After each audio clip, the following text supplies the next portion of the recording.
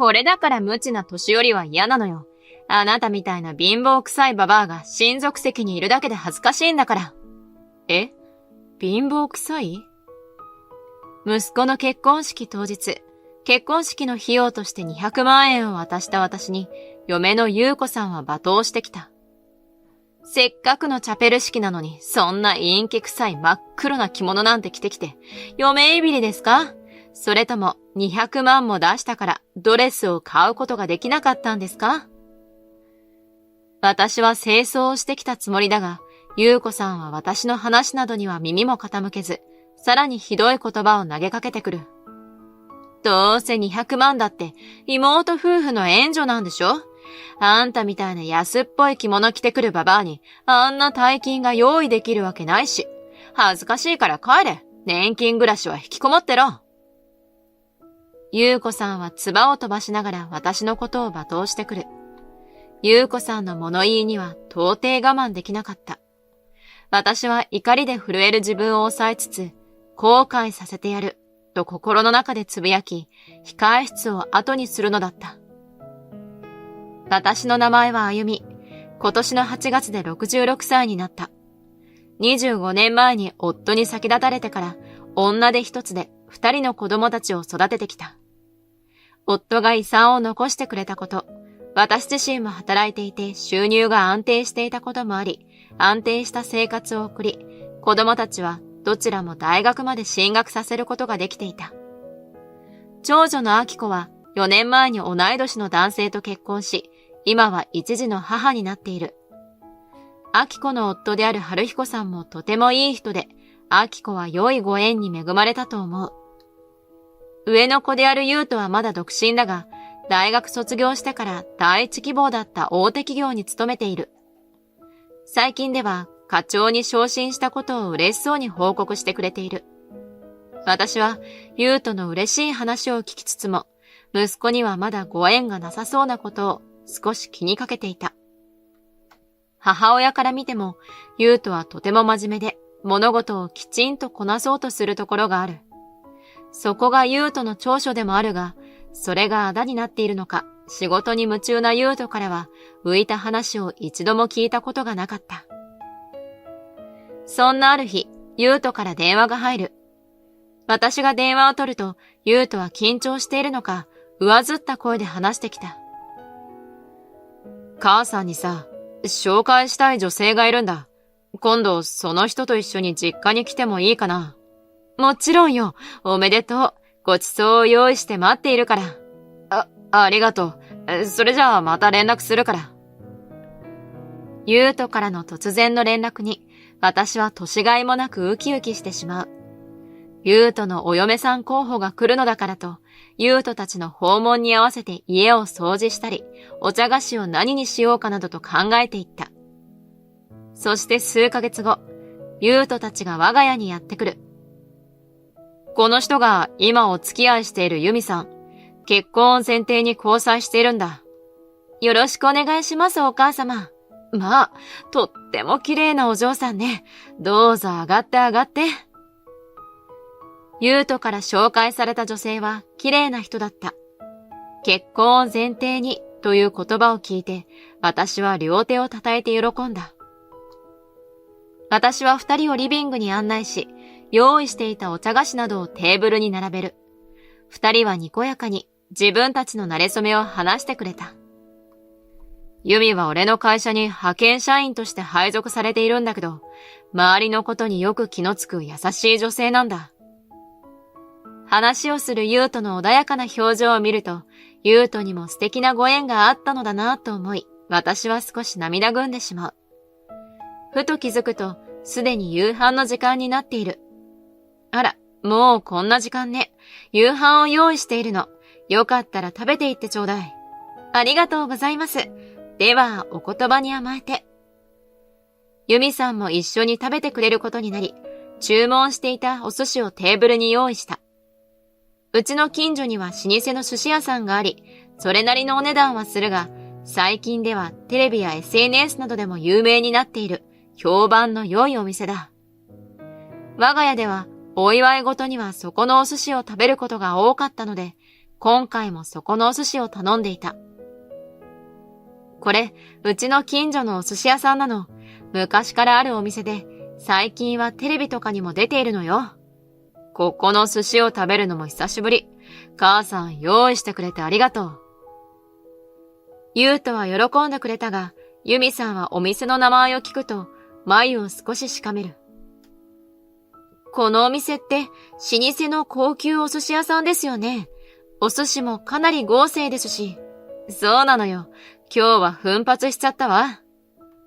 今回はゆうとのおめでたい席ということで、特上3人前を頼んでいた。そうですか。なんだかユミさんの表情が不満げに見えたが、お寿司自体は美味しいと言ってくれ、すべて平らげてくれていたこともあり、私はほっと肩を撫で下ろした。夕飯も食べ終わり、お茶を飲みながら談笑していると、ゆうとが席を立つ。ちょっと手洗いに行ってくる。そう言って席を立つゆうと、二人きりになると、先ほどまでニコニコしていたユミさんの顔が真顔になる。お母さん、あそこのお寿司ってとっても高いんですよね。さっき調べたら、特上は一人前2万だったんですけど、普段からあんな贅沢なものを食べているんですか？特上だったのは、今回はお客さんも来るってことだから奮発したの。普段にはなかなか食べれないわよ。お母さんって年金暮らしなんですから、あんまり贅沢しないでくださいね。お金がないってゆうとさんに頼られても困るので。ユミさんは私を睨みつけながらそんなことを言ってくる。あら、ごめんなさい。これからは気をつけるわね。私はユミさんの発言に驚きつつも笑顔で謝る。下手に反発してユウとの縁談がダメになることだけは避けたかった。わかればいいんですけどね。ユミさんは満足したのか、ふんと鼻を鳴らしながらそっぽを向いた。私とユミさんの間に気まずい空気が流れ始めてから数分後、ユウトがお手洗いから戻ってくる。すると、ユミさんは先ほどの出来事などなかったかのように、またニコニコし始める。私は彼女の変わり身に驚きつつも、何事もなかったかのように振る舞うのだった。それからユウトとユミさんの結婚話はどんどん進んでいき、両家の顔合わせなども決行される。顔合わせの際には、ユウトの妹のアキコ夫婦もやってきて、兄であるユウトに祝福の言葉を送っている。顔合わせでは、両家の家族紹介や入籍、結婚式の日程などについての話になったが、ユミさんは結婚式に対しての希望を、いろんな式場のパンフレットをテーブルの上に出しながら、目を輝かせて話すのだった。友達や会社のみんなが羨ましがるような、豪華で素敵な結婚式をしたいんです。結婚式は女性の夢ですし、着てみたいドレスもたくさんあってなかなか決められないので、お色直しも3回はやりたいです。ユミさんの発言に驚いた私は、それとなくユウトに尋ねる。ユウトはそれでいいの？ユミもこう言っているし、なるべく叶えられるように頑張るよ。ユウトはそうはにかみながら答えるが、ユミさんの希望する式場で、ユミさんの希望通りにするとなると、500万円以上はかかってしまう。いくらユウトが高収入でも、新生活の新居や結婚式の費用を全額一人で賄うのは少し無理があるのでは、と不安が募る。私たちはユミの希望に任せますけど、あいにく結婚式の費用を払う余裕もありませんし、嫁に出すんですから、結婚式の費用を新婦側が払うのもおかしいですよね。ユミさんのお父さんは、おもむろに費用のことを話し始める。こちらは結納金もいただいていないことですしね。確かにそうだな。結納金に関しては初めから支払わないという約束ではあったが、そのことを考えると、ユミさんのご両親の言い分には反発することはできなかった。その後、顔合わせも無事終わり、それぞれが帰路に帰る。お母さん、帰るなら私たちが車で送っていくよ。電車で帰宅しようと考えていると、アキコが車で送ってくれることになった。あらありがとう。じゃあお言葉に甘えるわね。春彦さんも快く受け入れてくれ、私は明子夫婦の車に乗り込む。由美さんってなんだか変わった人よね。人に羨ましがられる結婚式がしたいとか。それにあちらの両親も、せっかくの娘のおめでたい場なのにお金がないなんてことを言うなんて。そうね。でもお家によって考え方はいろいろあるものだし、それに優斗が選んだ人なんだから、そんな風に言っちゃダメよ。明子の言い分ももっともだなと思うが、優斗はそれでも由美さんと結婚したいと思っている。私は明子をたしなめつつ、その場はやり過ごすのだった。両家の顔合わせから数日後、由美さんが突然私の家にやってくる。あら由美さん、一人でどうしたの？ちょっと。こんなところじゃなんだから家に上がって。私はそう言って由美さんをリビングへと通す。お茶の準備をし、由美さんの前に置くと、由美さんは私に告げてくる。お母さんも結婚式の費用を出してくれませんか？でも、顔合わせの時に、優斗はできる限りのことはするって言っていたし、今後の生活のことを考えたら、身の丈に合った結婚式をした方がいいんじゃないかしら。結婚式が夢ということもわかるが、今後のことを考えると、それにばかりお金をかけるのは得策ではないはず。私はそれとなくアドバイスしたが、由美さんは納得しない。本来なら、新郎側の家が出してくれてもいいはずですよね。でも、結婚式はあくまでもあなたたちの問題だと思うんだけど。だとしても、優斗の稼ぎじゃ、私の望む結婚式はできないんですよ。そんな。お母さんがシングルマザーじゃなかったら、優斗だってもっといい大学に行って、もっとお給料をもらえたんじゃないんですか？そうしたら私だって、結婚式の費用のことなんて悩まなくて済んだのに。まるで私が優斗のことをちゃんと育てていなかったかのように責め立ててくる由美さん。彼女の言葉に私は自身の責任を感じてしまい言葉が出なくなる。どうしたんですか？図星をつかれて何も言えなくなりましたか？由美さんはなおも高圧的な態度に出てくる。わかったわ。いくらか援助するから。わかればいいんですよ。じゃあ200万円お願いします。それぐらいないと豪勢な式は挙げられませんから。由美さんは私がお金を払うことを約束すると、にんまりと笑い帰っていった。次の日銀行に行き、自分の貯金から200万を引き出し、由美さんに渡す。年金暮らしで大変なのにありがとうございます。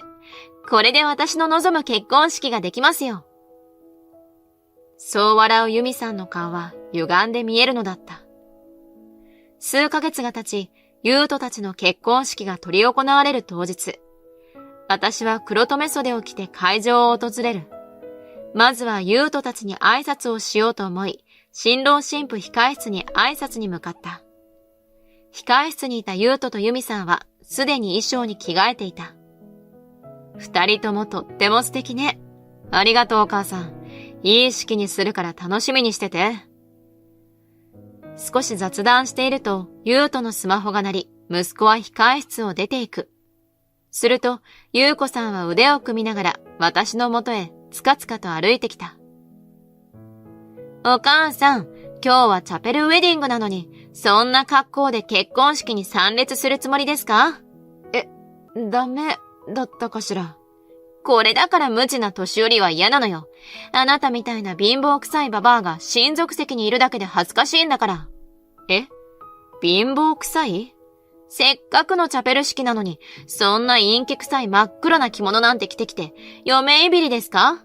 それとも200万も出したから、ドレスも買うことができなかったんですか？私は清掃してきたつもりだが、優子さんは私の話などには耳も傾けず、さらにひどい言葉を投げかけてくる。どうせ200万だって妹夫婦の援助なんでしょ？あんたみたいな安っぽい着物着てくるババアにあんな大金が用意できるわけないし、恥ずかしいから帰れ。年金暮らしは引きこもってろ。優子さんは唾を飛ばしながら私のことを罵倒してくる。優子さんの物言いには到底我慢できなかった。私は怒りで震える自分を抑えつつ、後悔させてやると心の中でつぶやき、控室を後にするのだった。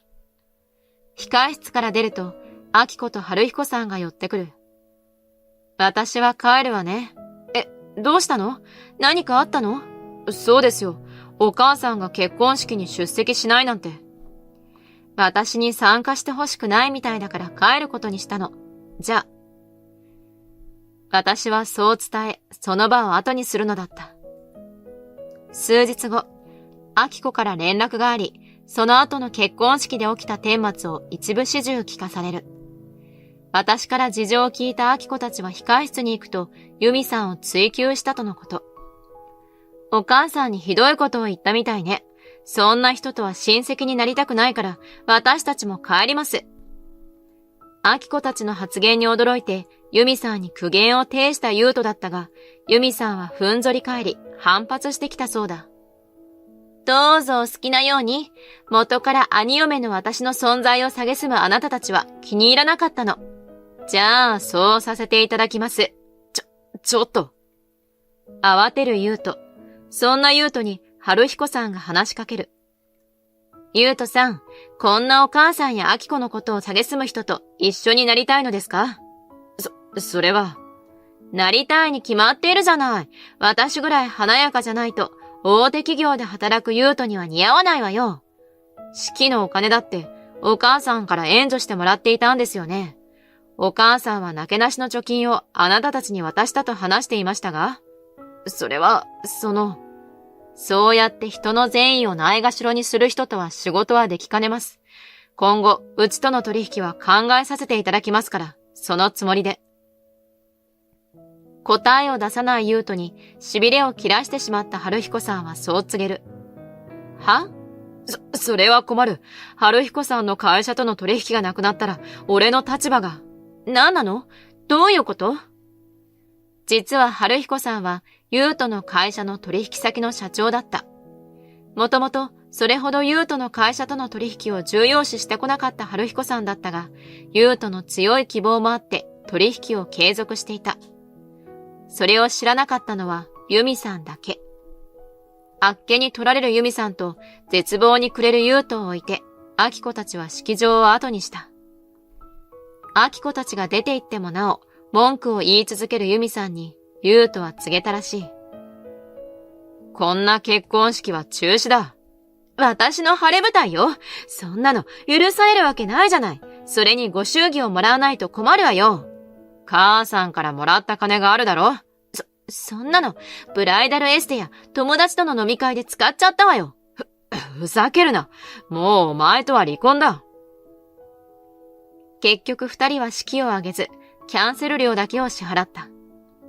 その後、優斗は慰謝料と台無しになった結婚式のキャンセル料を由美さんにも請求した。また、由美さんの浪費は私が援助した200万だけでは足りなかったようで、ご祝儀で返すつもりで借金も作っていたことが発覚した。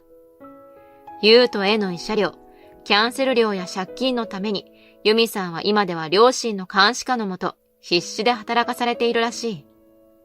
私はその後、今回のことで疲弊した私を気遣ってくれた明子たちと同居することになり、今は孫と遊ぶ毎日を過ごしている。優斗は今回の非礼を春彦さんにきちんと謝り、今後は家族を大切にしていくことを誓って取引を再開してもらうことになった。今回のことに懲りた優斗は二度と由美さんのような人とは一緒にならないと話している。長男としては頼りない優斗だが、明子ともどもこれからも見守っていこうと思う。